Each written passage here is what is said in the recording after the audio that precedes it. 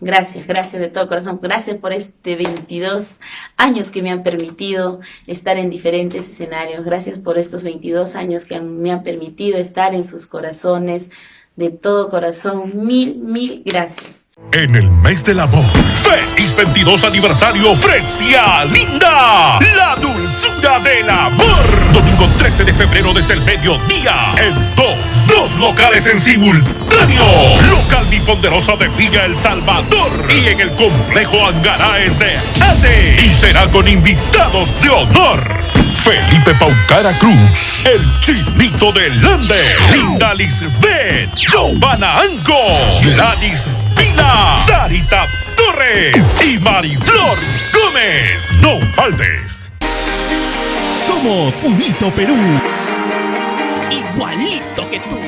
Este 13 de febrero estaré celebrando 22 años cantándole a la vida, al amor, a todo ese público maravilloso que siempre me sigue, al complejo Angaraes. Desde muy tempranito vaya con la familia para que pueda pasar una tarde inolvidable y una noche maravillosa celebrando el Día del Amor. ¡Feliz 22 aniversario Fresia Linda! Felipe Paucara Cruz, el Chinito del Lande, Linda Lisbeth, Giovanna Anco, Gladys Vila, Sarita Torres y Mariflor Gómez.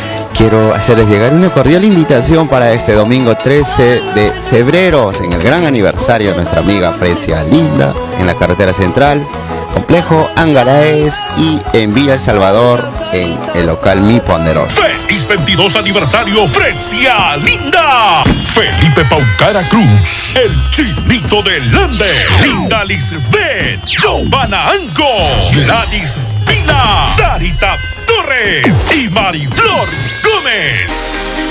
Somos Unito Perú, igualito que tú. Quiero invitarles para este 13 de febrero que estaremos celebrando mi 22 aniversario.